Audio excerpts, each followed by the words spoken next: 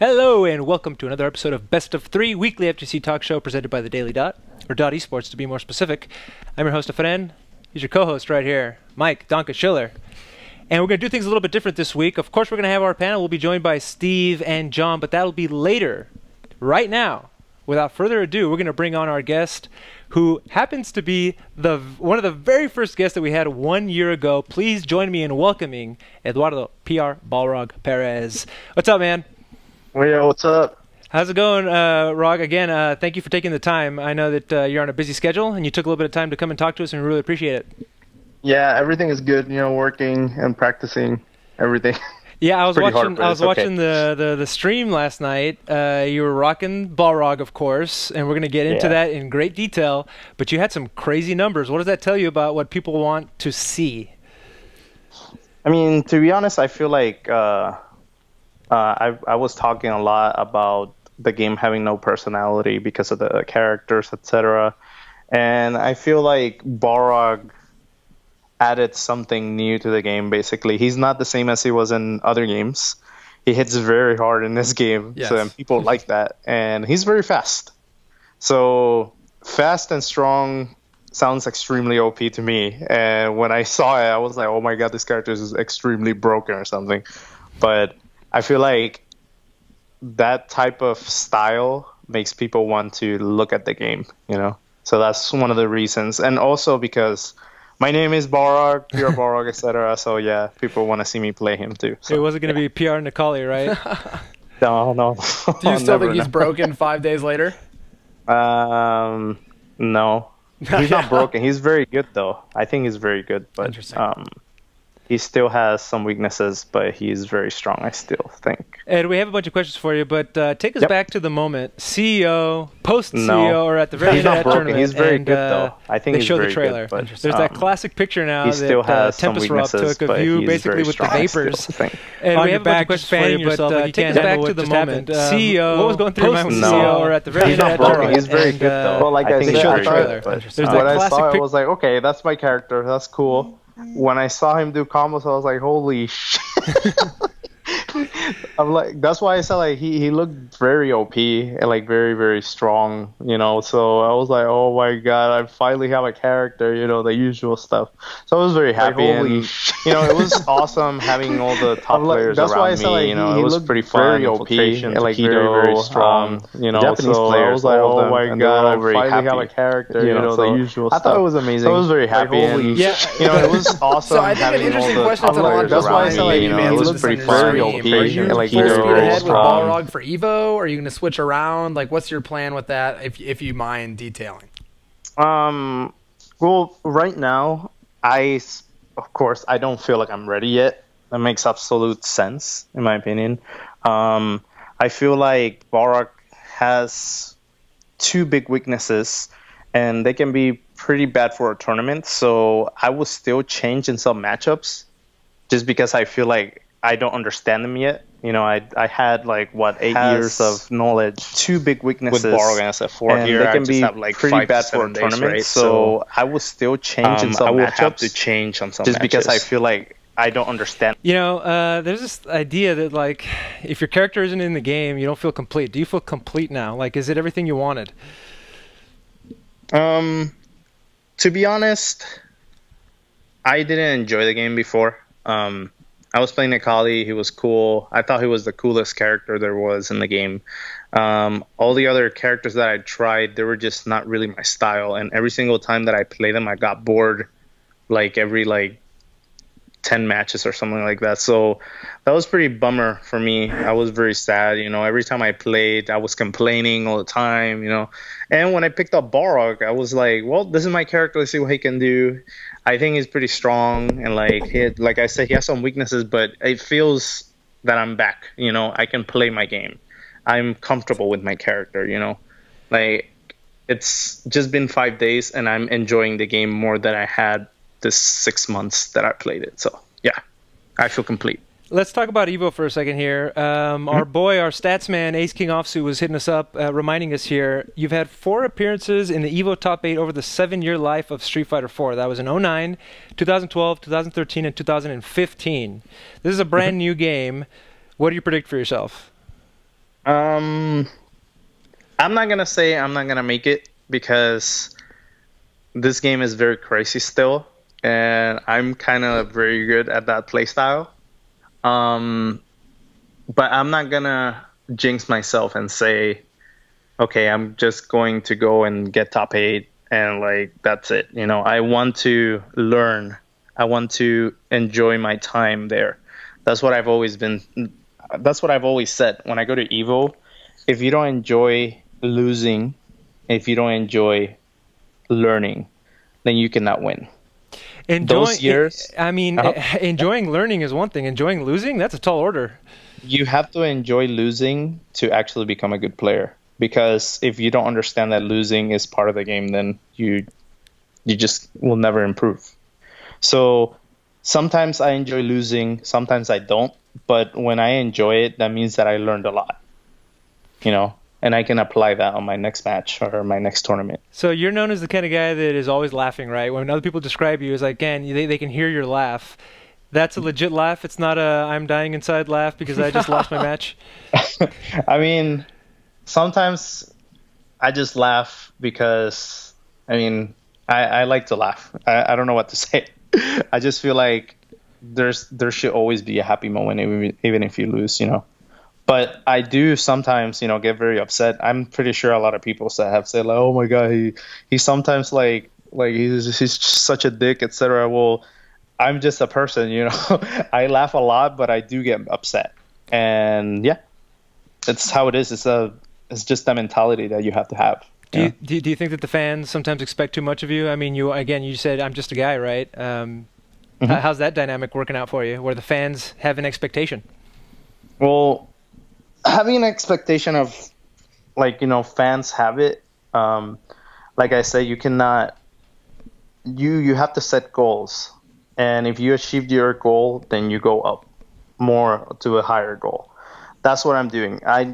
I do want to, you know, say to the fans, yes, I'm going to win, blah, blah, blah, but I cannot say that, you know. So the expectations that they have might be a little bit big to me. I will do my best to get them, but I'm just going to keep going. I'm going to keep playing. I'm going to be myself, and I'm going to complain, and I'm going to get good, etc., and I'm going to try to get to those goals. So that's all I'm going to do. Back on the topic of Evo, I mean, Japan has obviously dominated the game for a long time, and for a while you were kind of maybe the American hope. One of the only American players that was the best player character. You were one of the only guys consistently making top 8 at Evo. And we just came off a Street Fighter V tournament where America did not do so hot. I mean, this has been a pretty big topic, but do you think we have a chance at Evo? How do you feel America has done so far and can do in the future? To be honest, I don't think we have a chance. Dang, that's the truth, Ed. I really don't think we have a chance. I think America is still in their egos, you know, who's the best in the US, etc. Japan is all practice, so we can beat the world. But I mean, isn't that what you guys are doing? I mean, is it? It seems like we care too much about what we do in USA more than studying the game and complaining about characters, you know? We're going to come back to the question of Evo, but I have a question from the chat here. This is, if I can read this right, it's Bixmaluku, I think. Leffen went on a rant last night on his stream about floating in pools. What does PR Rog feel about floating in pools?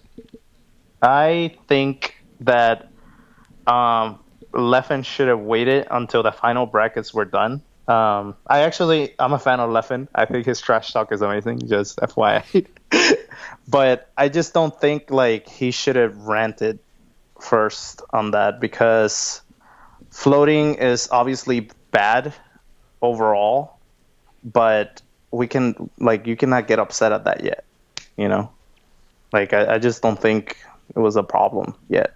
Okay. I had like a really bad bracket and I got changed already, so I was not complaining. I would just say, like, I hope I get bodied by the person that I'm in the pool with. Oh, was that the Itabashi Zangief pool? You and Itabashi were in the same pool? Yeah. And that's been changed? I believe it was changed because one of the Evo organizers said that the beta brackets too are out. So yeah. So back to the question of Evo, Yep. and you said we're all worrying about who the best American player is. Let's fan that flame. Who is the best American player right now? Justin, definitely. Okay. Followed closely by, I think, Chris Tatarian. I think both of them have the skill, as usual, and they have the patience to deal with everyone. I'm not really sure if they can beat Japan. I think overall Justin has more experience, so he might be better against the Japanese, but I feel that Justin's play style is always countered by Japan, so it's very hard to win either way. What do you think of NuckleDu? I mean, he made it to top 8 at CEO. Yeah, but NuckleDu had a lot of close calls. This game is very, very stressful, and decisions will change and like very fast, you know. So I feel that NuckleDu is probably like close to third or fourth, one of the two, definitely. And yeah, I think he's very good. He's actually one of the Japanese American hopes, because even in SF4 he did it too. But this game, I don't know. I feel like he was just not figured out at CEO, and maybe we'll see at Evo if they actually have a read on him. I have a question. This might be a weird one, which is, do you feel that you can tell the difference between how they've designed the DLC characters as opposed to the first wave of characters? Or do they just seem like this? Do you feel like you can tell the difference between how they've designed the DLC characters as opposed to the original characters? Yeah, I feel that the original characters might be a little bit very strong overall. Yeah, I totally agree with that. I feel like the DLC ones, they're strong too, but they have, you know, this tiny weaknesses that can't make them top tier, you know? Like if you see the top tiers in the game all have reversals that are very good. Jabs, yeah, and stuff like that. Yeah. Pretty much, yeah. Exactly. So if you see most of the DLC characters, Alex, Guile, Borog, aside from the standing short, most of them don't have reversals aside from Guile and Ibuki, I think. And I don't know. I just feel like they're just not strong enough to deal with the top tiers yet. This is day 5 for the 2 new DLCs, but that's my take on now. Like I don't feel that they're as strong as the cast does, their original cast at all. Just to reiterate, because when ROG came out, everybody was like, ROG is broken, ROG is the best, and then it kind of started to dip back down a little bit. Where do you stand again? Where do you put them on the tier list? If it's early, obvious. Surely. It's been a very emotional roller coaster, because the first day I said like, yeah, he's fucking OP, etc. The second day on my stream I complained like a bitch, sucks. like every single freaking time. I was like, even my fiance said like, Eduardo, you're complaining so much. What's wrong with you? Like, what the hell? You know? So I was like, yeah, okay, I'll try and make him work, etc. And me, Javits, and like Alucard, Yipes, etc. We and Brian, we all have like a Discord on the side, and we all were like, oh my god, this character sucks, etc. He has no wake up, etc.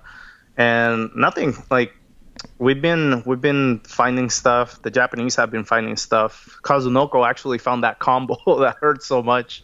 And that made him so much better, you know?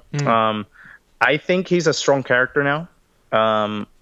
If you have very good defense, if you don't have good defense, then he's not the character for you. You definitely not. Yeah, because his wake up is terrible, but his offense is extremely good. So I'm going to say, for now, mid-tier. And that he can contend with almost everybody on the cast. So, yeah. In what situations will you bust out Balrog at Evo? I think most of the matches. Okay. I think Mika, Laura, Mika's. and maybe maybe Karen I will change to Nikali, but we'll see. I'm still planning out my strategy to see what the hell I can do. But those three characters, the first three, Mika, Laura, and Geef, I have to counter for now until I'm ready. Do you feel that Balrog coming out now and being allowed at EVO has really revitalized your feelings for the game? Because it did seem like for a point you were not feeling it as much. Yeah, definitely. Like I said before, I feel complete with the character. I feel like he's back, I'm happy.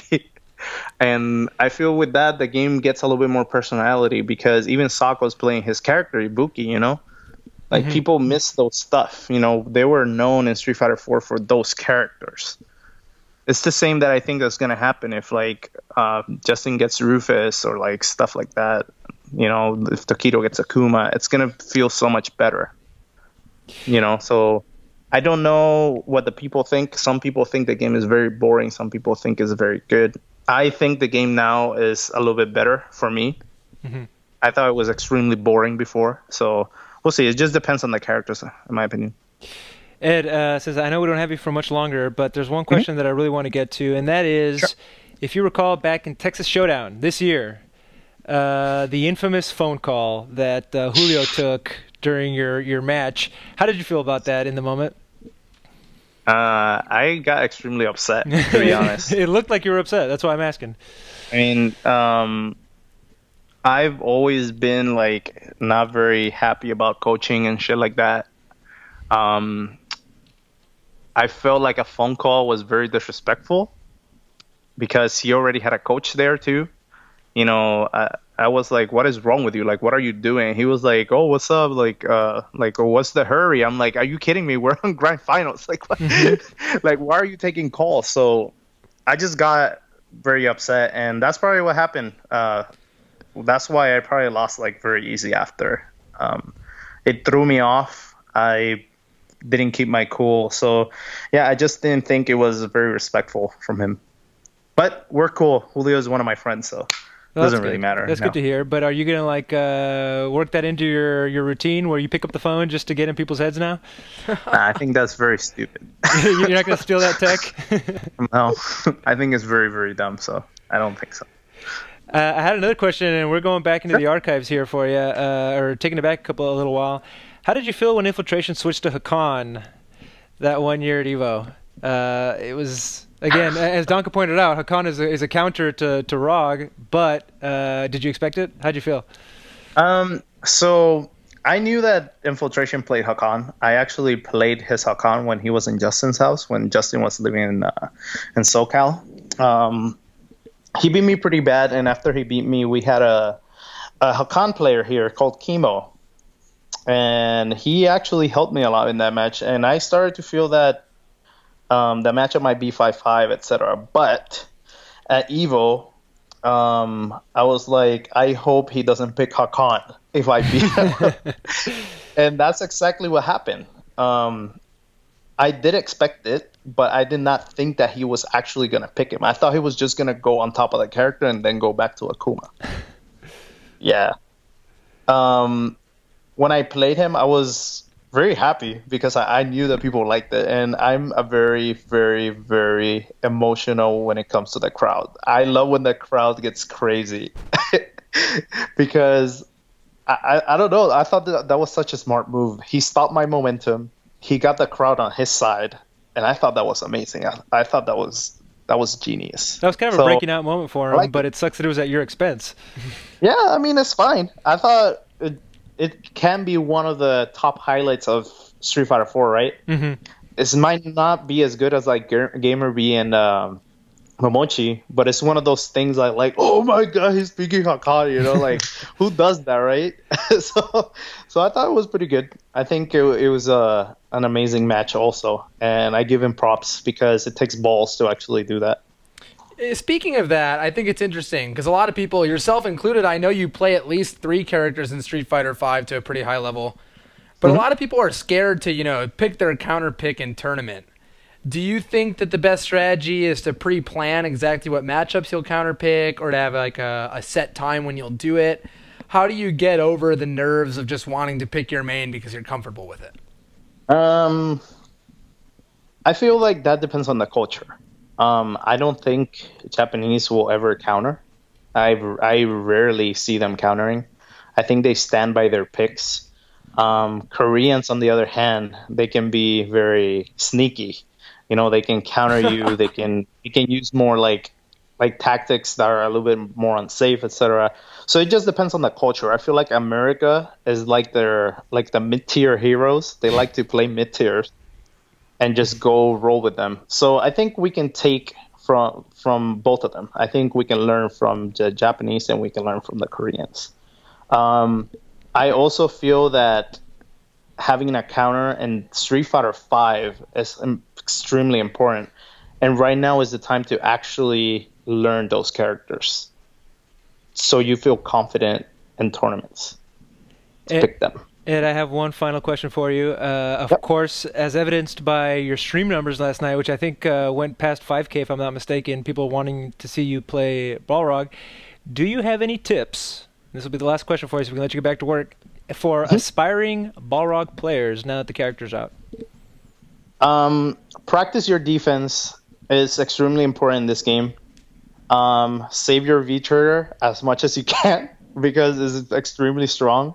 And don't be afraid of taking any risks because the more you learn about your opponent is how you're going to take the match into your head and break it down. So never be afraid. Do what you're going to do. Have a set plan. Throw it out there and learn from it. There you go. That's simple. I think I'm going to win Evo now. No? Really? I might. Pretty impressive, Efren. I mean, I just heard the tips from the man. Ed, thank you so much for joining us, man. We appreciate it. Thank you for having me. And break a leg at Evo in a couple of weeks. I will try to break my leg and win Evo. All right, Chief. We'll catch you, man. Thank you. All right. Later. Thanks. Did you hear him say, don't play risky? Did I hear that right? No, he said take risks. Take risks. Because, and I agree with him, especially when you're learning the game as opposed to in tournament. I mean, you just learn a lot more about the game by putting yourself in more situations. So we are going to be joined shortly by the rest of the panel. We have a lot of stuff to talk about, but you've been playing Rog. What do you think? I think he is, and I asked Ed this to see if he had the same opinion as me, and we heard briefly.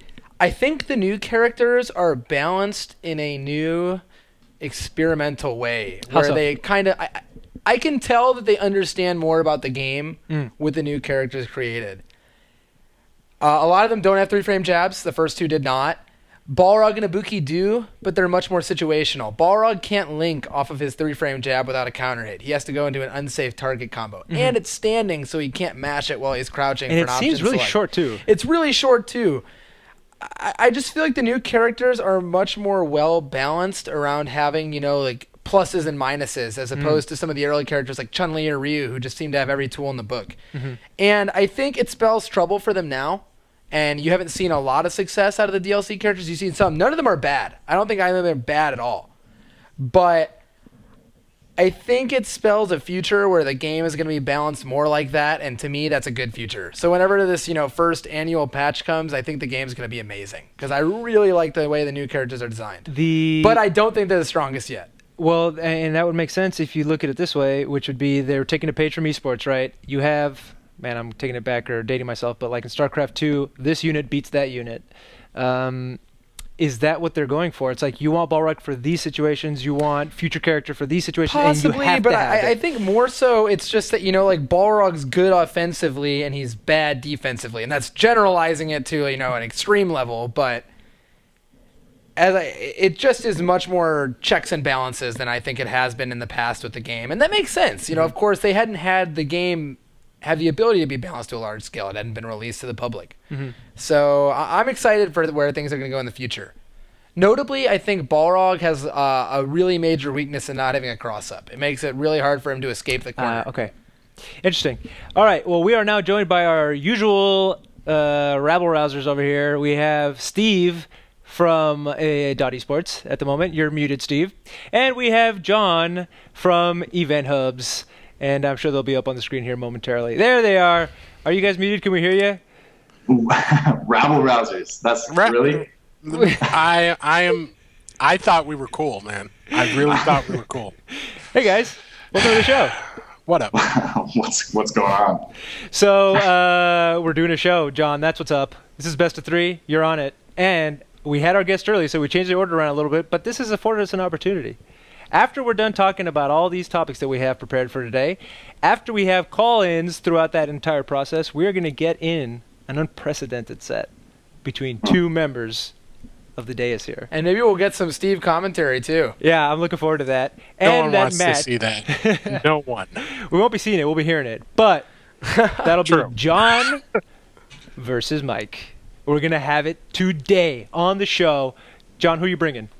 Nikali. We're gonna try out some ROG and Vega. You know, we'll do the thing, the normal thing. All right, guys. Well, let's kick off the topics. We got a couple of juicy ones. Of course, Evo. We didn't have any Capcom Pro Tour events over the weekend, so there's no CPT recap. But there's a lot of news surrounding Evo, from it being on ESPN, from the pools being out, to the schedule of it. There's a lot to talk about. So where should we begin? How about just for fun? Let's start off with the fact that it's on ESPN. I want you guys to watch this commercial closely. Watch it very closely, guys, because there's a guest appearance here. As soon as it goes full screen, you will see a gentleman that you might recognize. There he is. Oh, who is that in the Blink corner and you of the missed screen? it. But, I mean, you might not make it onto the actual live top 8, but you made it into the commercial, Donka. That's almost like winning, right? Pretty much. I You mean, know- he gets as much money for placing 9th as he got for being in the commercial. So Damn. I mean, here's the thing, though, is that, see, the commercial will be broadcast during regular programming where people will be watching. Mm-hmm. But are as many people actually going to watch the tournament? And you think that people watching the commercial will be like, wait, who was that guy that wasn't even the focus of that shot but was in the corner? That's the guy I want to root Look for? at his sick Aladdin shirt, though. All right, guys. Again, we have a lot of stuff to talk about. We also are going to talk about player payouts. Steve, where are we starting, man? How about you take us from there? ESPN is going to do the top 8 live. I confirmed that it will be live, of course. It won't be edited for television. I'm sure they'll cut away to commercials, but it won't be in between matches. yeah, and the big thing is it's not going to be ESPN exclusive. It will also be on Twitch. The rest of the games are still going to be broadcast on Twitch. But yeah, this is a big moment. It doesn't necessarily legitimize esports or legitimize the FGC, but for people of my age, people who grew up around sports, who watched it, there's still something special about being on ESPN, Of course. about being on SportsCenter. So the opportunity for players to get on that, to have their highlights seen by a brand new audience, it's a unique opportunity. It certainly is, and one that could potentially go bad. And I don't think it will. We'll probably see James Chen on there crying on national television with Seth Killian. It's definitely Yo. cool that it's like the first thing that I can tell my dad that he is like, oh, okay, like you're doing something, like, oh, yes, like your ears perk up, So, Of course. Everybody's going through that, yeah. Like, hey, Dad, like, I'm cool now, right? Like, I'm on ESPN. No, but well, when you say there might be something potentially bad, was there anything specific you were referencing there, Efren? Or No, just in general. I recall, when they do Heroes of the Dorm on ESPN, when they've done other events on the Dorm. I'm sorry, on ESPN. I don't know about those events in the Dorm, but you get a lot of hate. There's backlash to it. Now, it might just be that that game doesn't look like anything to anybody who's not familiar with it. But Street Fighter's like, hey, isn't that Ryu? Isn't that Ken? I remember playing that back in the day. So it might not be the case. It might be that this is what ESPN's been waiting for, and that would of course be the ideal scenario there. I want to remind everybody before you guys opine on that we are taking call-ins for the remainder of the show. If you want your opinion heard, and we do want to hear it, please call in and we'll take your call live. Anyway, you guys were saying it could be the best thing that's ever happened. It could be nothing. I mean, let's manage expectations here. Heroes of the Dorm, they've aired the last couple years on that same network. It got a little under 100,000 last year. It got a little over 100,000 this year. So I don't know if it will necessarily explode like some people hope it does. But I do feel like Street Fighter is a better fit for a TV audience than any other traditional esports game, because it's so short, because you have everything you need to know on screen at all times, and because you have people are much more familiar with fighting game tropes. You know, they know what a KO is, they know what a fireball is, as opposed to watching something like League, watching something like Dota, where there's so much to keep track of. It's a lot easier to go from 0 to I kind of get it with a fighting game.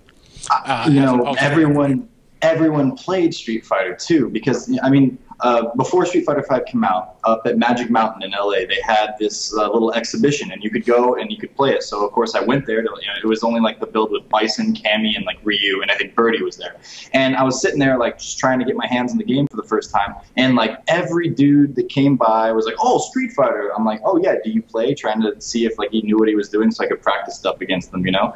And they'd all be like, "Yeah, no, I totally played. You know, like what was it called? Street Fighter 2. Yeah, I played that." And it's like everyone has, it seems, a background either playing or they knew someone that played it. So like you said earlier, there's going to be, like everyone's going to have memories. They're going to be able to associate a lot better with this game. And it's not just going to look like video game mumbo jumbo. And so I think we have a really good chance of kind of exploding here. I would hope so. John, you're going to be at EVO, right? Yeah. So is Mike, so am I. Steve, are you going to watch it on the stream or on ESPN? ¿Por qué no los dos? Are you catering to me with the speaking of Spanish there, man? The taco commercial. Oh yeah, it right. involves food. But I'm interested to see how it plays out. If they how they change the bracket how they change the broadcast for a general audience.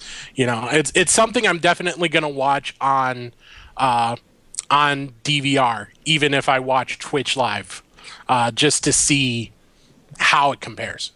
Does anybody find it odd, or, I mean, I'm sure there's a very obvious answer to this, but should all of Sunday have been televised?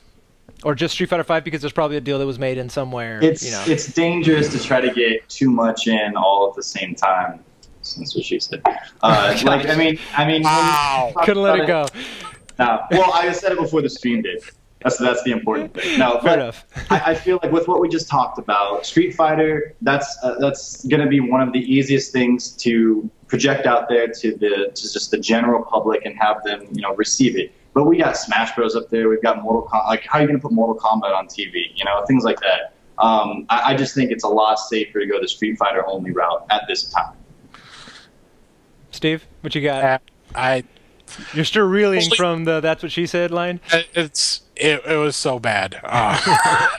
But Street Fighter has a general public consciousness level that is really only equal to by Smash in terms of the 5 games that are there. Certainly Mortal Kombat, but I don't know how viable that would be on a family network like ESPN.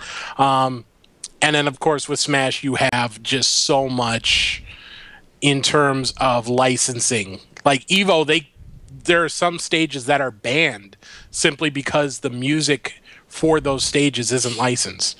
So having to deal with that is a nightmare.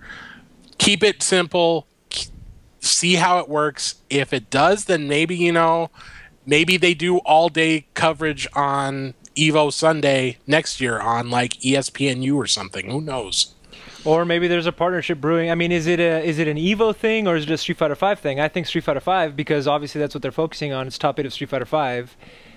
So is there a budding relationship with ESPN? I think it might be an EVO thing, to be honest. Okay. It's not a Capcom Pro Tour ESPN? EVO's... first of all, the people doing production for EVO are their own people for a lot of it. I know that. Mm-hmm. I mean, I'm sure Capcom Fighters has at least some sort of input, but unlike with most tournaments where it seems like Capcom Fighters has taken over, I know EVO is kind of its own entity in a lot of ways, and the viewership is so on its own tier that I'd imagine it's more directly connected to EVO than anything else, at least for now. That would make sense, because certainly you haven't heard this happening at other events. Speaking of the size of EVO, Does anybody have the numbers off the top of their heads? Over 5K for Street Fighter 5, but I know you were telling me about how it's like a pool to get into the next pool. Oh, and yeah. I'm curious I'm about pretty that. sure if you get out of pools, you're in like top 256. And it's like a super stacked top 256 now. So, I mean, really, you're just starting the hardest tournament of your life, pretty much. I have all of the numbers up here if you guys want them. Well, rattle some off. Yeah. All right. Street Fighter, if you get out of the first set of pools, you're in top 648. Oh, wow. 648. Okay, perfect. Smash 4, you get out of pools into top 336. Melee into top 298. And everything else is like top 150 or something after pools. Those are really intimidating numbers, but I was talking to my roommate Driftwood yesterday about it, and he did the math, so forgive me if it's wrong, but he said for Street Fighter specifically, with over 5,000 people, if you win in winner's bracket just 10 times, you're in top 8, which, you know, that's still a lot to ask of someone, but thinking like, oh my gosh, there's over 5,000 people, I gotta win like 30 games. It's like, it's just still only win like 10, and so, you know, it's not as bad when you think about it that way, but it's still amazing that we have those kind of numbers. And it's interesting, too, and a big deal with EVO as compared to a lot of other tournaments is even with, you know, CEO and Combo Breaker at this point, the seeding is extremely fleshed out. It's the point where almost everyone in the tournament is seeded specifically at the top, you know, 64, 128 level. At EVO, it's just too damn hard to do that. And I'm sure that there's definitely seeding. There's seeding on the tournament, but as we saw with Itabashi Zangief playing versus PR Balrog in the initial round of pools, which has since been changed, it's just not possible to do the same level. So I think the craziness of brackets appears more than in any other tournament, period. And some people will ride a little further than others, and then it just gets real hard, you know, 5-6 matches in. Why not just float all the top players to top 32 and let them just, you know, skip all the pools and wait? Because they might run into a Mika, and then we have a top player that's not in the top 32. Hey. I brought Here that we up, go. of course, because that was a... The one last note on that is, I mean, and I'm not trying to offend anyone here, but I mean, if you really want to talk about who's good at Street Fighter V, there aren't more than a couple hundred people in the world. And I think most people would agree with that in terms of really, really, really good. So there's a lot of people getting eliminated early at this tournament. It's just like a gravitude of things to think about that have never been at this scale before. And we have a bunch of killers coming in from Japan. Like last year, you had that big list of killers, but you kind of knew some of them because they established reputations in the arcade. Here, because we don't really have that arcade culture in Japan, or we don't have the arcade version in Japan, we're going to see some players that we've never seen, or at least we haven't seen much of, do some serious work. And that's going to be fun to watch. Yeah, I saw a Japanese player in my pool. I looked him up on CFN. Glad you bring that up. He's a silver Rashid player. Okay. But I'm a little scared. Like, maybe he's sandbagging, maybe he's trolling, maybe something. Maybe he doesn't play ranked that much. So I have no idea. We had a question from the chat. AIX Johnny B, who is always in our chat. We appreciate him being here. Thoughts on who should commentate with James Chen for top 8, Seth or David or somebody else? And of course, this is presuming it'll be on ESPN2 on live television. Who should commentate that top 8? I mean, it could be either one of those. I think that someone's biased here. Well, no, James and David, to me, are like the tag team duo when it comes to commentary. And there are other great ones that have recently emerged, but they've been around since I kind of joined. So, like, I'm totally fine with the two of them. Seth Killian, with his history and his knowledge and his prestige. And the fact that he's your father. And yes, Dad would be great, you know. And we've seen it over and over again, the emotion that comes out when those two are together. It's a great time. What I don't want to see is, like, since ESPN's doing this, like, maybe they're going to put their own dude in there and, you know, I don't think they would do Who that. did we have? We had Adam Sessler on that G4 one. Oh, putting man. Daigo on notice. Anyone who hasn't been around in this chat needs to go back. And I'm not. No, I'm don't. glad the guy came and helped us out. Yes. But you got to check out that He commentary. was told to do that. He was told He ran that he had to shit, be in that Steve. position. He ran He G4. knew he wasn't good, and he admitted it afterwards. Like, I know I had no business being in there, but that's what they wanted me to do, and they signed my paycheck, so I did it. That wasn't even the inexcusable part. The inexcusable part was when they aired it, they edited for television, and you didn't get the full effect, right? Like, they were literally... match starts, throws a fireball, cut to commentators, cut back, KO. You're like, what the hell happened? Yeah. Again, that's not going to happen at EVO. They are going to run it live, and you're going to get to see it all. I can't imagine, other than maybe a guest appearance that they cut away to in between matches, that they wouldn't put an established person to commentate this. But I will say, if they bring Charles Barkley in, I'm 100% okay with him commentating anything. And I will listen and... With the Stephen A. Smith analysis afterwards, too. Oh, this could be goofy real quick. Oh, God. Justin Wong is a dear, dear friend of mine. Do you think that that they would need to do something like that? Because coming off the heels of CEO, that was a very popular and entertaining IRL experience. You had the wrestlers, you had the spectacle, you had the entrances. That's getting more and more fine-tuned, and it's becoming... It can't just be about the tournament. It has to be about the spectacle. How is EVO going to top that other than making Ibuki and Balrog, tournament legal? Well, I mean, before we get on to that, I just want to say we're kind of assuming that it's going to be the same team for both broadcasts, that it's just going to be a split. I don't think that's going to be the case. I think that someone like Seth would be a perfect fit on ESPN simply because he has both the knowledge and he knows how to bring other people who aren't necessarily as familiar with Street Fighter into the fold. I think he would be great for that, and it might be him and an ESPN guy on that broadcast. We'll see how that goes, but hopefully it's someone who can step aside, and if it is an ESPN guy who isn't necessarily familiar, let the other guy carry the load. I never thought about that, but I think that's a really good idea to have separate commentators for the two. And I have no idea what's going to happen, like literally zero idea, but I think that would be cool. Well, we're having fun talking about it, and again, remind you guys, if you want to call in and give us your opinion, who would be the best commentator, who's going to win, who's going to lose, who's not going to make it out of their first pool, we'd love to hear it. Somebody in the chat, Darkness Redefined, points out, Steve, that Charles Barkley works for TNT, not ESPN. Come on, dude. You know what, though? They did let Craig Seeger do part of the finals broadcast. That is true. And he works for TNT. So there's some camaraderie there. All right. Let's, as you dubbed it, Steve, Smashgate. Let's talk about Smashgate for a second, because the first I saw was Leffen and Jabali going back and forth. The image I have here is a hilarious series of tweets. Jeff Foxworthy-esque, if you're familiar with the You Might Be a Redneck If. And these are tweets that Jabali put out. You might be a top player if you request tournaments to skip you past pools because you think you shouldn't have to advance like everyone else. I'm going to skip to my favorite one here. You might be a top player if you'll only play on the SpongeBob CRT at a tournament. And then, of course, to round it out, you might be a top player if you think this tweet is about you. Guys, so what do you guys take it? Is this a good move, bad move? Is this highlighting the divide that we all pretend isn't there between Smash and FGC? Talk to me. I'll let Steve start so I can start hating on Smash afterwards. No, I'm just Steve, what you got, man? This whole thing is just so very stupid. There's so many people on one side of the argument that honestly feel entitled.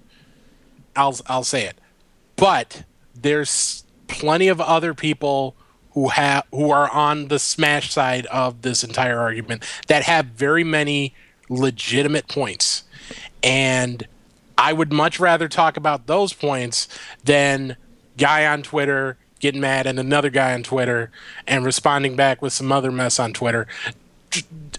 Can we just have some conversation within the FGC that doesn't turn into some stupid ass bullshit, please?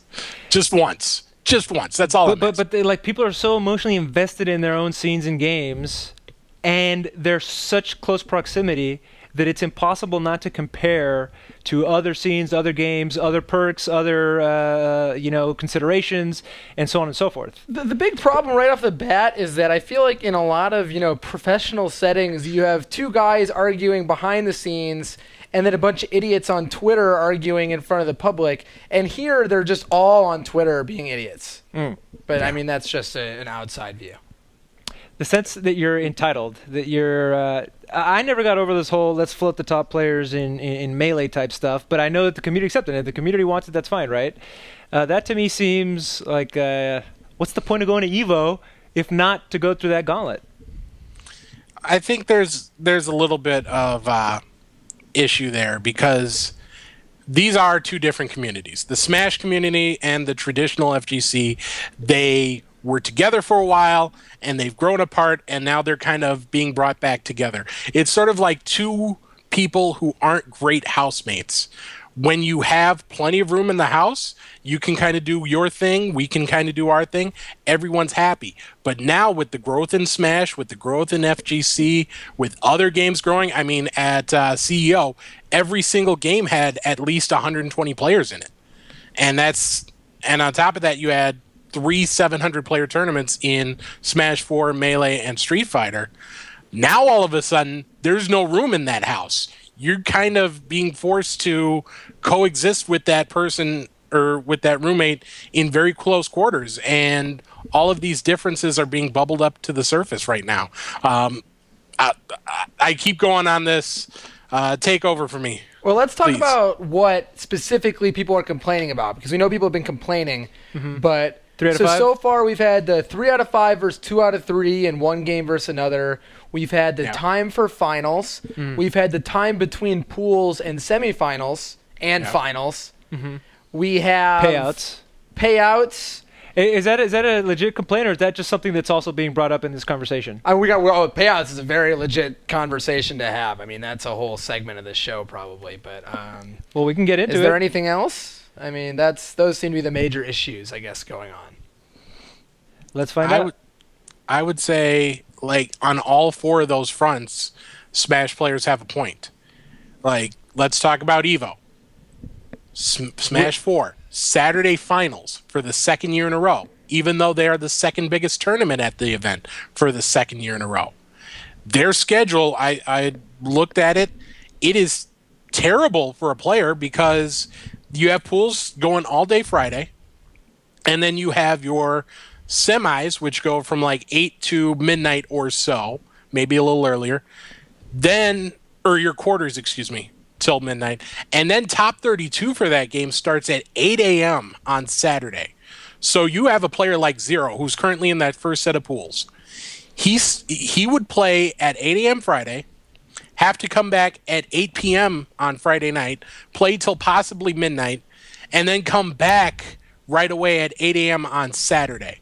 That, to me, does not seem fair. And yes, there's going to be issues no matter who plays in that early pool. But I have a huge issue with forcing someone to make such a quick turnaround in a world championship event, whether it be Smash, whether it be Street Fighter, whatever.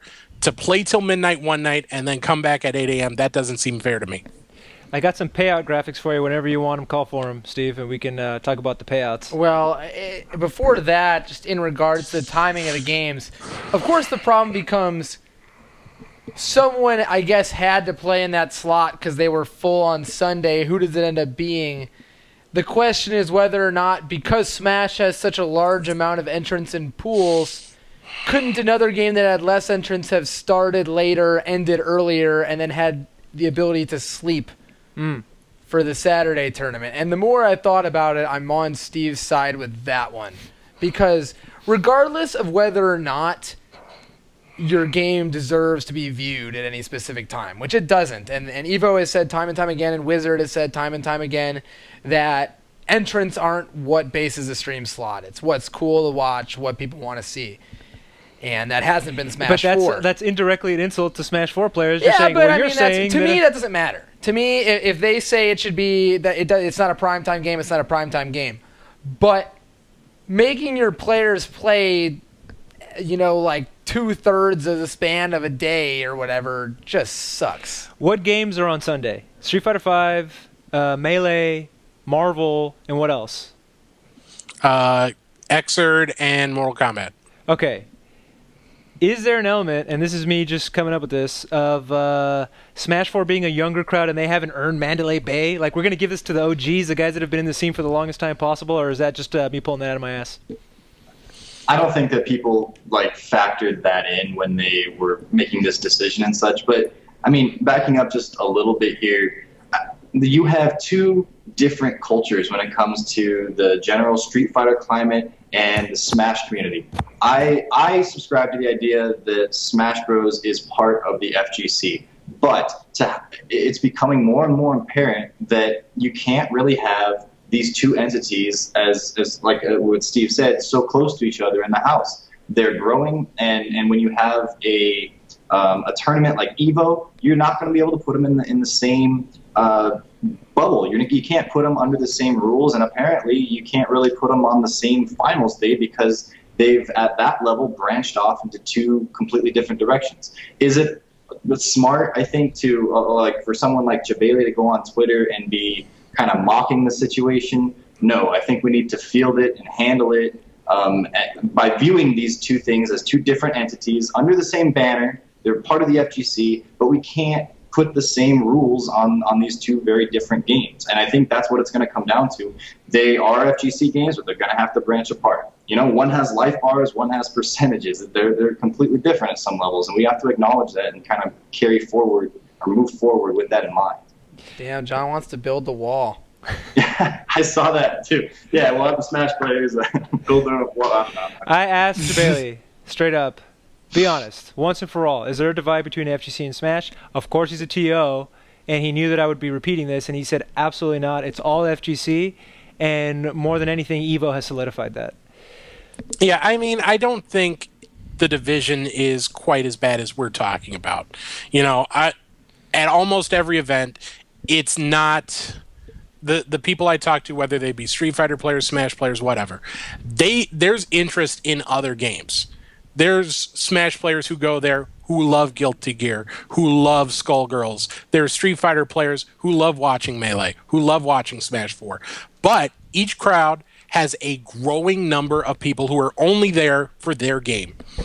And since both games are getting so big now, you have to find a way to get the Street Fighter only crowd and the Smash only crowd under the same house playing in the same event when they don't really have that same level of interest as, you know, Guilty Gear and Skullgirls have with each other. Oh, yeah, and when it's done well, I mean, you have Justin and Ricky cheering on PPMD, their teammate, and you have all the Smash players, you know, still sitting around to watch SF5 Grand Finals, and it's great. But the problem remains with the vocal, I guess, I don't know if it's a vocal minority or just a vocal group of something, but the people who are just complaining, and obviously it's CEO, we had the Melee chants overtaking other games. I mean, and this isn't only Smash. We had KI players upset that Kenny Omega's exhibition went on at the same time at Top 8, even though that was something that wasn't really pre-planned to happen exactly then. It just kind of did.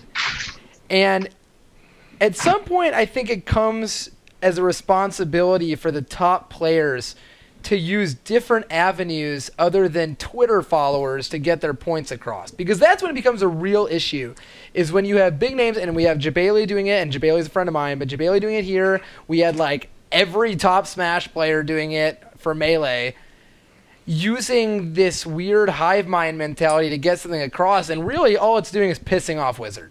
And as far as I can tell, Wizard has the last, well, not just Wizard, but the Evo staff has the last say on whatever will happen, and you don't want to piss that guy off. Let's talk about payouts, and for comedic effect, let's start with Street Fighter V and work our way in reverse order. Steve, you want to talk about these? Yeah, I kind of calculated the breakdown of the payouts because there's two arguments for this whole payout issue and all of this. One was that there isn't enough money in the games, which unfortunately we can't do anything about unless we get developer support. Right. The other issue is the balance of the payouts, the split, and how far down that should go. And honestly, for an event like Evo, the way the payouts are structured is just asinine to me. I mean, pull up the Street Fighter V graphic. It's good to go. Waiting on Austin, Okay. our T director here. So we've got a prize pool of over $100,000. Is that a result directly of the entrance, or is there a bonus? There's a $50,000 pot bonus. There's a little over $50,000 in the pot due to entrance. Half of that is going to one guy, whoever wins. Wow. 50,000. You got 20,000 going to second. Then it goes 12,000, 7,000, 3,500, 2,000, and ninth place in a tournament of over 5,000 people. Ninth place gets nothing. That is idiotic to me. Absolutely idiotic. I mean, just if you want people to do this as their career, if you want people to be, you know, traveling around the tournament and you want to see the best level of matches possible and you want esports to be a thing, you can't let it go this way. What's the alternative? You split them more evenly. Okay, how many people down should get paid? I don't have the math here, but I did look up the PGA Tour, and obviously there are millions upon millions of dollars in these events. Mm-hmm.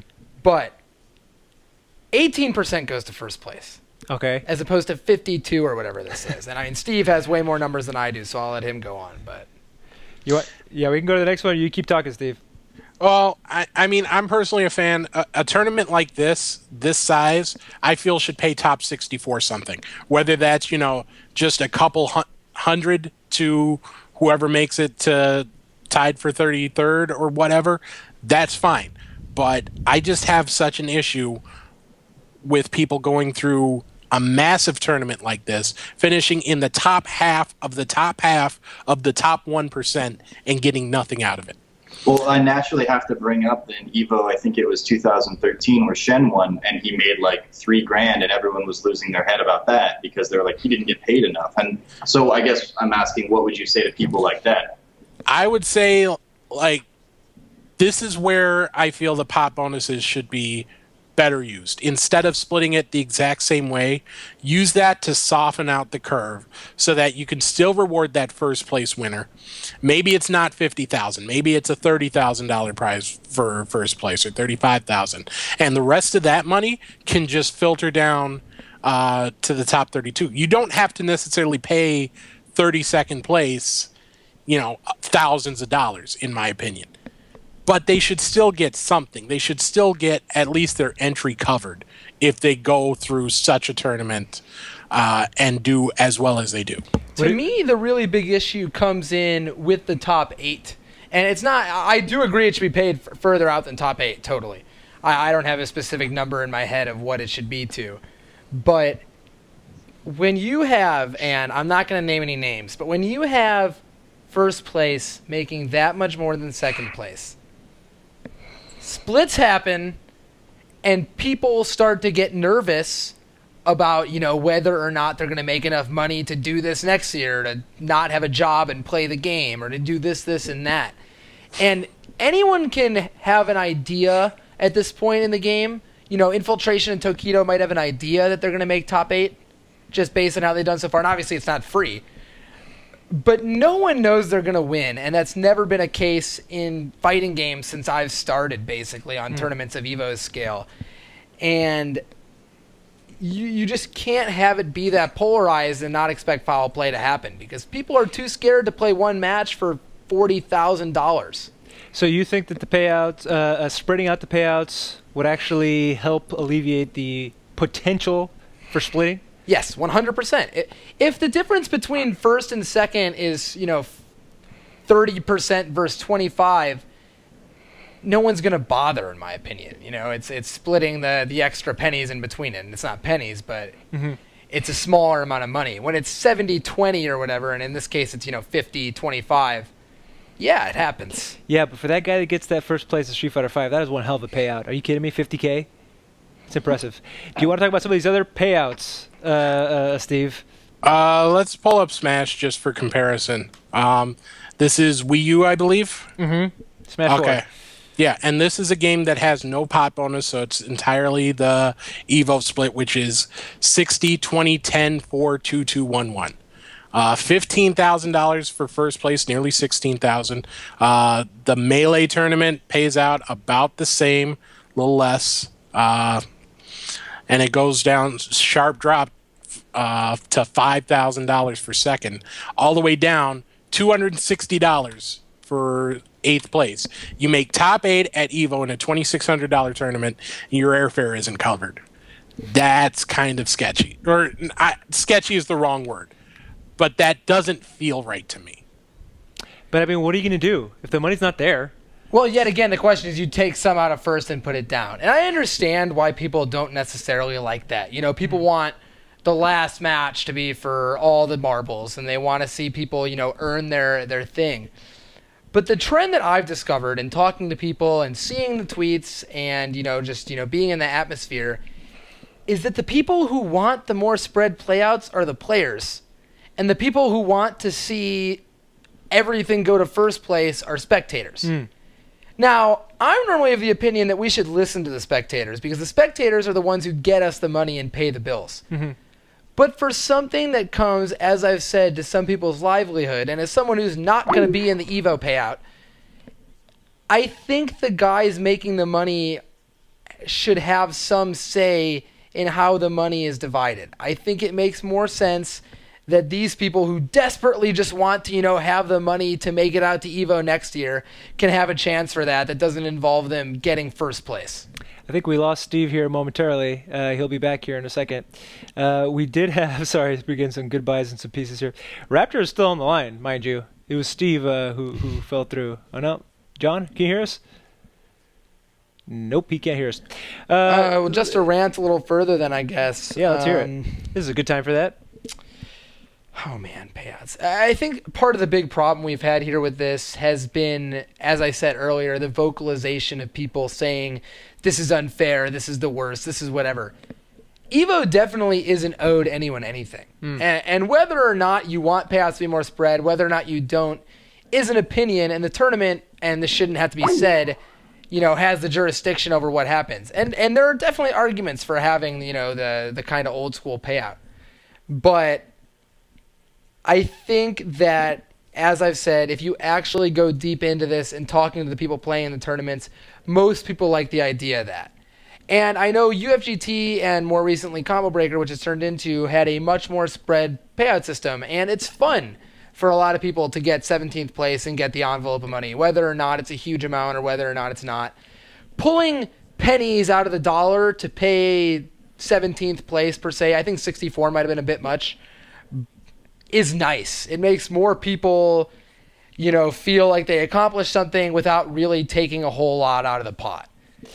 If there was more money in it, this would be a lot easier issue. If there was $20 million and, you know, first place was still getting $5 million while we paid 32nd place X amount, people would be less upset about it because, you know, they want to see their esports players making $50,000. But as I said, if you want to see these esports players stick around, you got to give them something, because not everyone's going to win every year. My question is this. Has the money ruined it all, or is that the only reason to do it in the first place? No. I feel like, can you guys see me at all? Yes, we can see you. Okay, right on. So I feel like this is just like the next level, the next obstacle that comes with moving towards this esports and growing the scene and everything. It's like, I mean, every other organized entertainment entity, you know, professional sports and such has gone through this at some point. Now they have bajillions of dollars to toss around, so it's not as big of an issue. Of course, bigger issues come on down the line with that kind of money and attention and growth. But this is just the next step for us as we move towards esports. And I think like it sucks to have to deal with, but it's kind of a good problem to have in that respect, you know? And another thing I'm seeing in the chat is some people saying that, you know, people care less about first or second if they're not making $50,000 as opposed to $40,000 or whatever if the payouts are more split. And I can tell you with 100% certainty that that is not the case. And that when you are on the EVO Grand Final stage, playing for the trophy, playing to be the guy who's now on ESPN, doing the post-game interview because he won the tournament, I don't think a spread payout, especially from what we've heard from the players, is going to upset anyone or make them sandbag grand finals. That almost upsets me that someone would even think that. Because I think Yeah, I think that the most important thing we as the community should do right now in regards to this whole thing is make sure that the spectators are happy over the players. Hopefully you can get both, but if you have to choose one, I go for the spectators because that's going to eventually grow the scene more and more, like you said, and then hopefully we get to that echelon where we've got bajillions of dollars going through and we can, you know, have our cake and eat it too with respects to this issue. Do you think that the Evo/ESPN production crew have already hired a Japanese translator for that post Grand Finals interview? I don't speak Japanese, so they won't need to. Oh, come on, John. We're about to put that to this. In fact, I think it's about time. I just wanted to pull up one more Evo Top 8 payout. We lost Steve. I think he's with us in spirit here, but take a look at this final set of payouts here. This is for Marvel Ultimate Warriors Capcom 3. Our company doesn't care about us payout. We got $4.6 thousand for first place, $1,500 for second. Eighth place gets $77. Seventh and eighth get $77. Anybody below that gets $0. How do you feel about that as an ex-Marvel player? So here's the thing again: is people say, you know, why don't you funnel all this to the top? And yet again, if you take the $77 and give him to first place, does he really feel that much better either? I don't know. I mean, obviously, when the payouts get to the point where they're low enough that they are not as meaningful, yes, what you do means less. And I think less people are talking about the Marvel split than they are talking about why won't Disney give us money for our game. You mean Marvel and the 4? answer is because they don't care. Yeah, of course not. Why would they? And Marvel's never really gotten much support, even when it was, you know, in its heyday. The fact of the matter is Disney stopped caring about the licensing of characters. The game came off sale on Xbox. The game can't even get the DLC characters anymore if you don't have them. So, yeah, that's less of a structure issue and more of a not having a sponsor issue. Because, what was it, 2 years ago, BlazBlue was like the highest or second highest game just because, you know, ArcSys said, hey, here's money. Yeah. Ironically, ESPN is owned by Disney now, but they're not touching that Marvel game. Yeah. How about a set, gentlemen? I think it's about that time. I know the show's called Best of 3, but for some reason that's just not enough. What are we playing to? Yeah.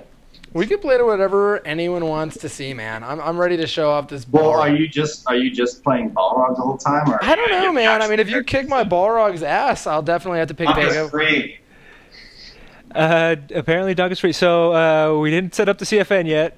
It's Velociraptor with a capital V. It's Velociraptor with a capital V. So here we go. In a second here, do we'll I need to set. stay on Skype for this, or should I just go over and jump onto the old PS4? Get on that PS4, or is it not right near you? I'm sorry. It's right behind me. I just, I mean, it's over there, and my setup's here. So I want to be able to hear you because I'm going to be talking shit, John. You know, it's pretty embarrassing is the PS4 is having a tough time connecting right now. I'm going to go regulate. Oh, you know why? You got to hook up to the internet. Why don't you go full screen on me, Austin, real quick while I read from the chat. And Donka goes and gets the wireless on. Sounds like a plan. Guys, we didn't get any calls, and it hurts my feelings when you don't do that. We want to hear from you. Seriously, I mean it. We want to hear from what you guys have to say, your opinion on it. Who do you think is going to win? My boy Ian is there, ready to field some calls, and nothing. You guys don't even care. Wi-Fi, please. There we go. That'll work out. We should be ready to go. We're gonna hit up Velociraptor here in a second. Yeah, guys, listen. This is we're getting shit here for being on Wi-Fi. Just so happens that we're in our studio that is not hardwired for the internet. But we haven't had too much trouble in the past. You get some good matches, so I'm not too concerned. You know, the online for this game is for sure, and that's the nature of rollback lag, is you can feel any of it a lot faster, but when it's very low, it seems a lot less meaningful than in, you know, the SF4 system of things. Mm-hmm. And so generally, if you have two players with good internet and wired connections, wherever they are in the U.S., things tend to go pretty well. But in ranked matches, that's not always what you see. Okay. And that's just how it is. For the record, we do have CFN up and running. We're online. Let's see. Read from the chat here.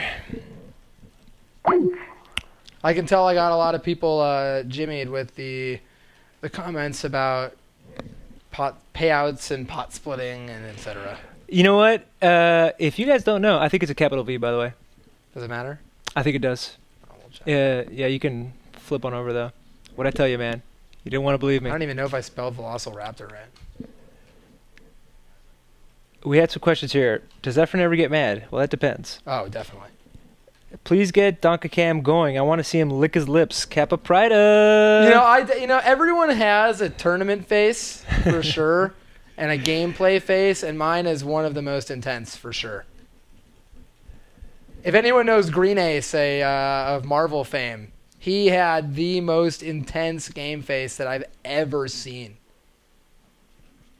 Like, truly, like, Dude, looked we like he was totally... chanting Okay, spells. so we have Muddleweight saying, I assume these guys purposely ignored the fact that there's a story mode out. This is an esports show, right? So I didn't think that was entirely relevant. Okay, actually, you know what? I The characters are in appreciate there, that he though. brought that out. So there is a new story mode. I played it. You played it. It's fine. You skipped all the cutscenes. I skipped all the cutscenes, but I some sat people through 'em liked all. it. Some people thought it was okay, but it was executed at least decently well. By not being on time and... I think that the patch was headed in the right direction, but in SF5 typical fashion, we were greeted with a stage that won't be suited for competitive play because you can't see the ground, and an Ibuki glitch that is pretty major.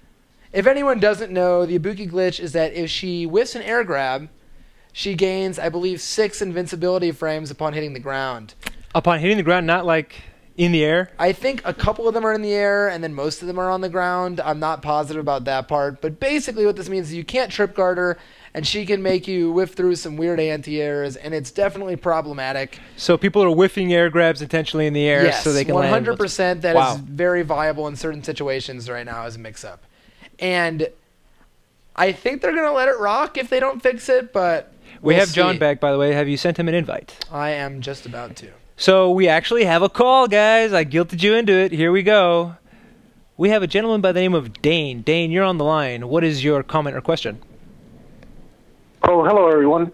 I just wanted to harken back to the topic of commentators. Okay, let's hear Of it. who in the FGC should be like in ESPN. And for me, I think it's definitely Mike Ross.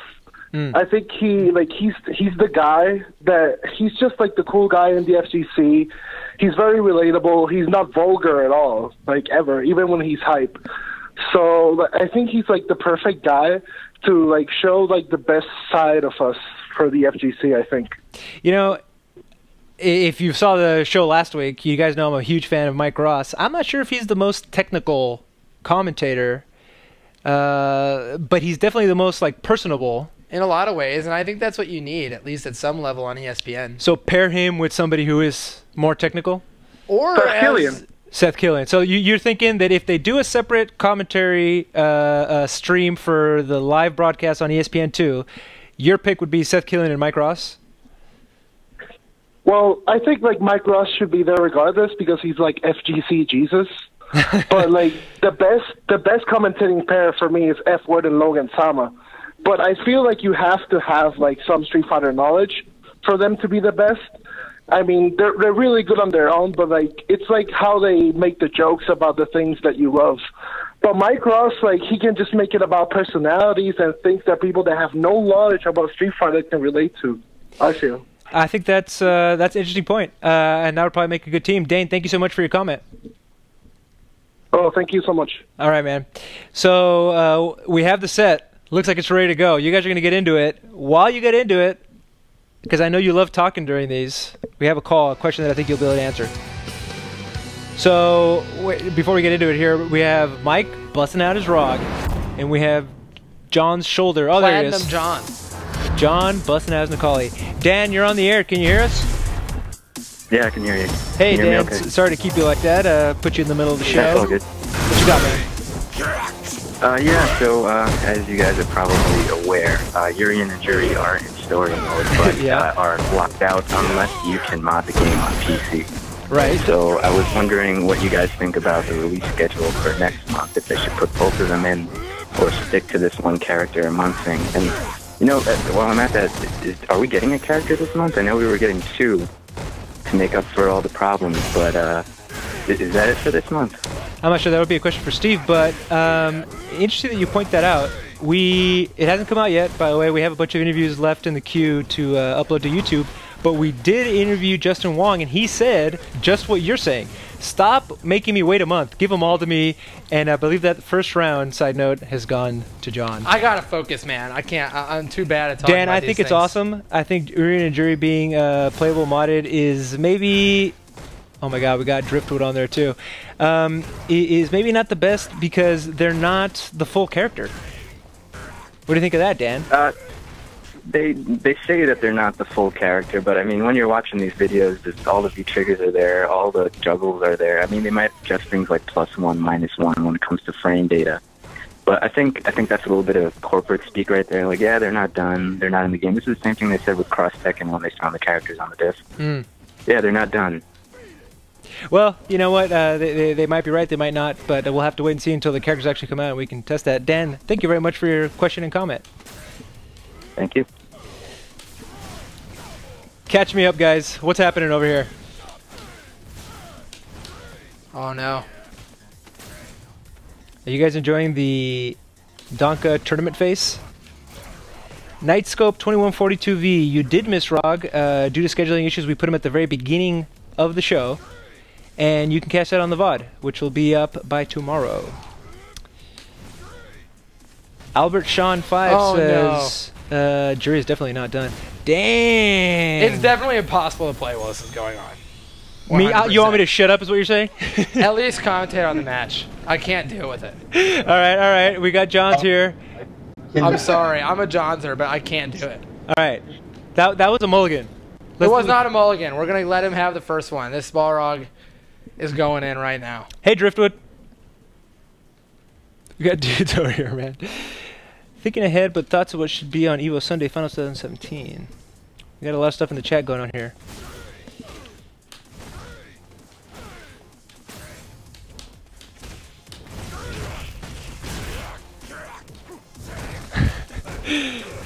We have our fill-in technical director, Austin. Thank you very much. You're doing a great job. He hasn't quite mastered the Donka Zoom, but it's getting there.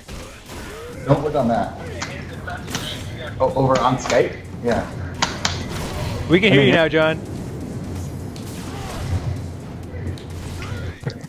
That's not fair. John has a coach. Yo, what's up? Yo, this isn't a coaching situation. John's doing this himself. I'm just here for the ride. Jeez. Okay, I'm feeling it now. Really? I understand the type of player Velociraptor is now. What kind of player He's a is throw that? techer. He's a throw techer. Don't tell me you're a throw techer, John. He's a throw techer. Oh, I totally am a throw techer. That almost sounds mean. Look at there, he's a throw techer. I know now. I saw it. Also a low forwarder though. Oh Hey, no. watch your feet, Donka. He's also a low poker. So he's a low poker and a throw techer. But I know now. Oh. He looks like a killer to me, man. Oh, that's so annoying when they hit on the late. So that's not actually me missing the timing. Oh, of course not. What that is Don't that check the, throws. Oh, jab him. Three, Pete. No. Three Pete. I went for it. Three Pete. I got it pretty good. Mike. What's going on, Can Mike? I have a real character though, Donka? give me this last one, then we'll switch to Okay. Vega. But I think this is it. I think this is where the turnaround comes. You gonna crack it? I also want to see. Damn. So many things going on at once. John, what's going on, buddy? What do you think? I'm just looking at the chat and the actual chat and the game and Driftwood. And I got a smack. Oh, talk smack. Guys, sorry for third wheeling your match, but this was a lot of fun. LXG Dog Fanboy says Donka is so salty right now. Oh! Look at the peanut gallery over here, getting so excited. This hype man. Do it again. So ready for it. Oh no, I missed the cancel. Okay. Here's the thing is I'm still dropping stuff, and I'm upset. But now I'm gonna calm down and be zen for this last round. All right. Oh! It's a nice anti-air.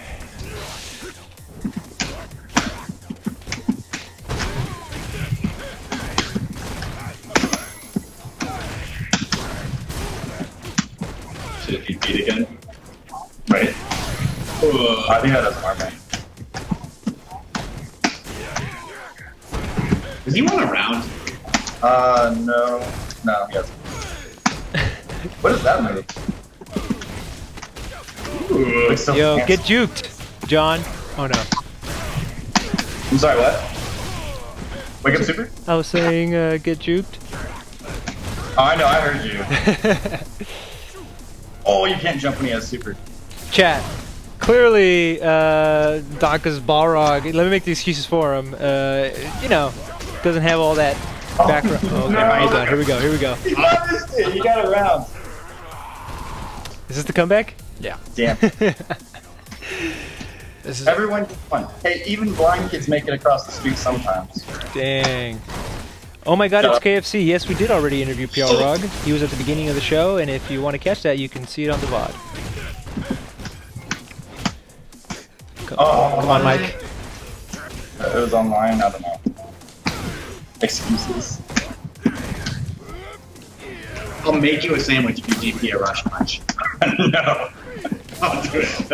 I don't want one of your sandwiches, they're gross. They're healthy. Oh, that was low. Oh, I tried to walk out of the throw range. Oh, am I dead? No, I'm not dead. Am I dead? You were dead before you walked in here, John. $20 says super. Oh, not the control. We got a little skewed image there. All right. Guys, we're going to take one final call in the middle of the set. So Rog is bottom tier. We have a question and about that's what Rog. we've learned from this set. Now, Mix Singer 911, are you there? No, it's great. Yes, I am. Hey, sorry to keep you, man. You have a question for the show? Yes, I do. My question is like to you all. I mean, do you guys think that Ibuki and Balrog, is it fair that they're legal for Evo this year? I mean, like, how is anybody going to be prepared for them? You got 2 weeks? What are you waiting for? Start playing it. Although there are people who might not have the ability to pay for the character. I think I wouldn't have done it. Wow. I would not have allowed them. But the hype. And the Ibuki is exactly why. The fact that we have these weird throw tech glitches, and I think that it's just too much possibility for stuff to go wrong. But it is hype, and I understand the argument that it's cool for people like, you know, PR Rog to get to play Balrog at Evo. Mm-hmm. So I can see it going either way. What do you think, Mick? Do you think it's fair? To be honest, I don't really care. I mean, like, you know, as long as I get to see, like, you know, good matches. I mean, like, you know, we could see upsets. Like, if you guys remember Ultra, when it was out for, like, at least 3 weeks or so, Rose won, like, you know, Evo. So we could probably see another upset like that if, like, you know, it's either Balrog or Ibuki. It's the nature of the beasts. Is that a Daigo reference? Nope. A Daigo reference? Oh, no, I'm talking to John. I don't know if you heard. You know, Mick, thank you very much for your call. I think, well, we don't really have a choice, right? Is it fair or is it not? It's probably not fair because not everybody has the character. I don't know, because, like, you know, what I really like to see is everyone happy, you know, with their characters, you know? I'll tell you what, I think the people who win are the spectators, so that's more than the competitors. That's cool, man. All right, Mick, well, thank you so much for your by call, the way, man. everybody vote for Cody for Street Fighter 5. No, T-Hawk, but thank you for your suggestion. T-Hawk. All right, thanks, guys. See you later, guys. All right, this is the real set, Mike. Yeah, I just messed it up. It's alright. I'm also losing the crap out of this round. Does Donka have real characters? It's his Vega. Oh, but not right now. I'm trying to anti medium punch like an idiot. Burger round. You gotta tell the chat what a burger round is. No, it doesn't matter. So, would you like him to go back to Boxer, or would that? One round. Maybe you should hand the stick over to Driftwood. I would win for free. There you go. Guys, give me a 1 if you think Michael Donka Schiller with the crazy zooms will win this set. Give me a 2 if you I think don't know how anyone sees on this stage. John I can't Vela- stand either of the new stages. well, this one isn't that bad, but the beach one is ridiculous. Give me a 2 for John and a 1 for Mike. 0. Yeah, we got some zeros. Oh yeah, that makes sense. Oh, you can super there. One is who? Donka. 1 is Donka. I didn't want to spend all my bar. Yeah, well, I don't know. That's what you're supposed to do in this game. Oh, all right, touche, sir. Someone put 69. It's chat monsters. Because I'm a 5-year-old. It appears that Donka is getting used to me jumping in. Jojo Joe Esther is saying Donka has to win one of these eventually, right? Has he ever? Yeah, he took out. He beat Flash. And, well, that was just in the Guile Mirror, but he also took out Gutex for free. I mean, yeah, that's good. Gutex is one of the best. Dang, John!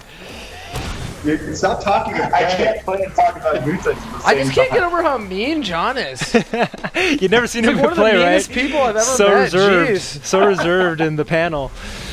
Unleashed now. It's just that you've cut me off so many times when we were in the panel, Donka. Now it's all just coming out. That's not even true. It's the first of 3? It's the first until Donka's soul is broken. Do Drugs Hail Satan says Donka isn't that good. It's not surprising that Raptor is eating his lunch. I just lost one, but that's funny. Like, thanks for the support, even though through losses. I figured like you can get in with a dive kick, but you can't. Now I gotta play Street Fighter. Just dash round press. Okay. You can get blockers.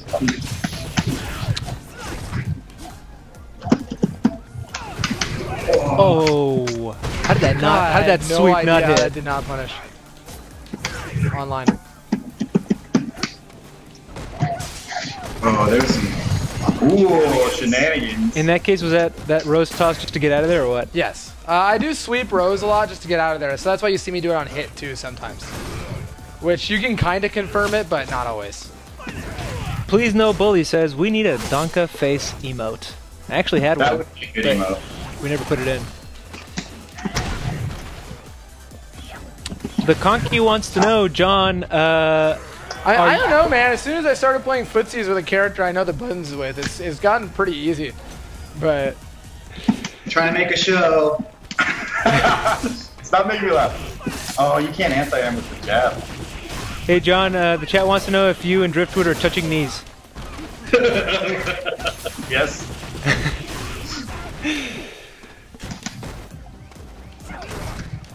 B. Icky says Donka's game face is a work of art. That's debatable. Yep, there it is. Zoomed in for you guys. John, are you sandbagging? Is this it? Oh.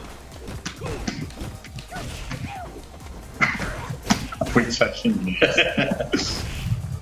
Oh, that was switching music from full screen. Don't lose this. Upscale Vandal wants to know, has Donka seen Nemo's Vega? If so, what does he think? Nemo's great. The thing about Nemo is he subscribes to a very different theory of play than Flash and I. Where Nemo likes to play largely without the claw. Huh. I mean, without the claw, a couple of your normals are actually better. You gain access to the command grab all the time, and you get a much better normal anti-air and down fierce. Gotcha. So I understand the theory behind it, but the claw down strong's range is just so unmatched. And I like the utility of the slashes that I like to use that in the neutral, and then once I get in, play without the claw. Gotcha. So it's hard for me to emulate the way he plays just because our game plan is so inherently different. I have thought about playing without the claw in certain matchups a lot more, and for that, Nemo is definitely the guy to look at. But yeah, I think it's interesting. The way they designed him, it's so easy to play him a bunch of different ways. Flash and Nemo are both amazing and both play like almost opposite play styles, with Nemo being far, far more aggressive. And I think that's really cool.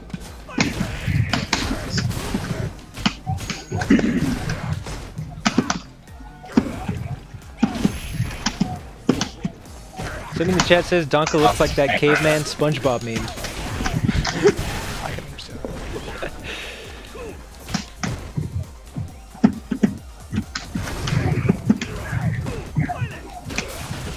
Hey guys, we have another call. Go. All right. Rose 2. We have Brian on the air. Brian, what's your comment or question? Hey, what's up, guys? I was checking out Super Desperation Radio last night on twitch.tv/Team Spooky. Check them out. And Hell Pockets brought up an interesting question. Where could the FGC go on from here now that we got top 8 on ESPN? And yeah, like, where could the FGC go from here? Like, that's pretty much the highest peak. First of all, shout outs to Hell Pockets. I had a chance to meet him at CEO, and he was a super cool guy. Yeah. That's a good question, but does it need to? I mean, once you get to one of the most important arenas on the planet, where some of the most, relevant boxing matches, for example, happen, where would you need to take it? Isn't that it? We've made it? Yeah, that is true, but do you think maybe a league has to be formed for, like, some of the top players? Stuff like that. The issue you get there is, of course, that there's more than one game. It's not just like, oh, this is boxing. There's Street Fighter, there's Mortal Kombat, there's all this other thing. That's come up a lot. In fact, just to keep plugging our interviews, Steve, Ace King Off Suit, who's not on the show at the moment, did an interview with Ultra David, and he asked him specifically about governing bodies. So you should look out for that, Brian. By the way, I'm fishing for a setup at this point. That setup you were showing me earlier? Brian, thank you for your call. Sit back and enjoy Donka trying to pull off this 6 setup that he showed me before the show. And shout out to Donka for being a Gears of War player. He's awesome for that. Hell yeah, dude. All right, later. Thanks, Brian. The big spinner, little spinner, I totally take turns. Come on. Oh, there it is. Oh, that was sick. I'll hold that.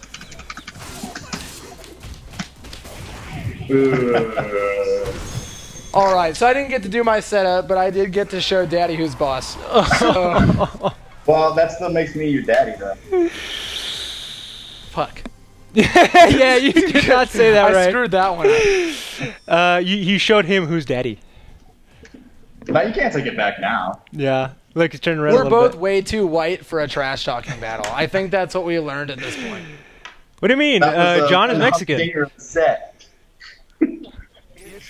John, any final thoughts on that shellacking you just took? Yeah. Let's do it again off stream if you want. I don't care. But that was 3-0 and then another 3-0, was it not? He 3-0'd me. And now you 3-0'd him. I 3-0'd him. And you finished it with a P, which I'll remind you, in case you forgot that just happened, John.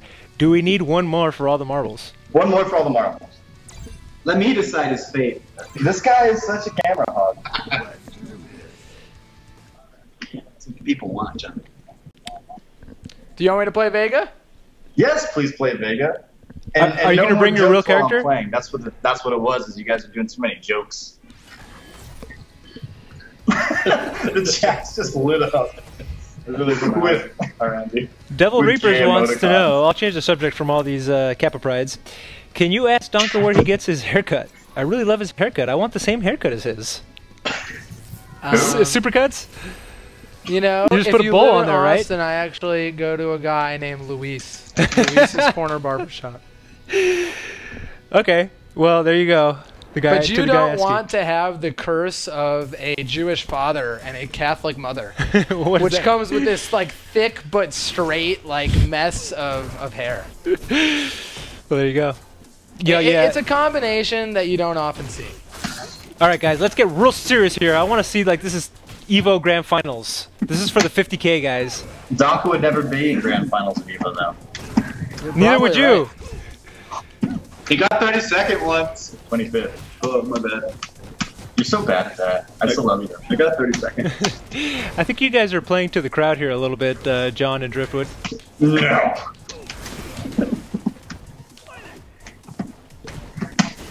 There we go. Frame Donka trap. gets grabbed all day. He's a block meister.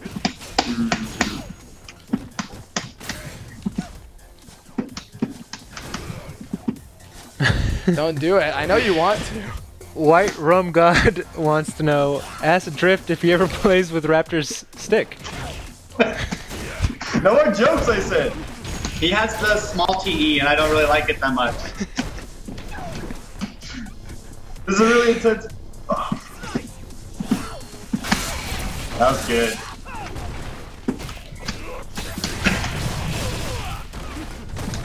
How bad do you Come on, think Mike. Let's do this. he'll ever be good at Street Fighter 5? John's gonna get hit by this in like 2 seconds. Oh no! Hell yeah! He didn't believe in me. It's because you kept calling him a throw techer. He's like, nah, I'm not gonna. I'm gonna buck the trend. I won't tech throws. I really want to land my setup. I don't want that option select if I was just trying to land a setup all day. So far, your setup is just safe string into jump cross up. It's not impressive. Thanks, dude. Yeah, gotcha back. I was probably...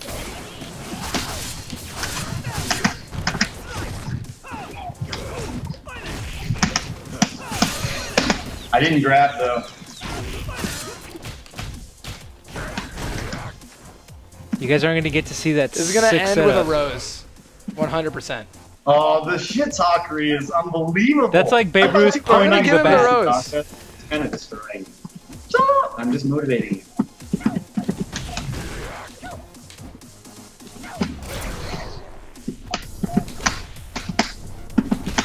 There we go.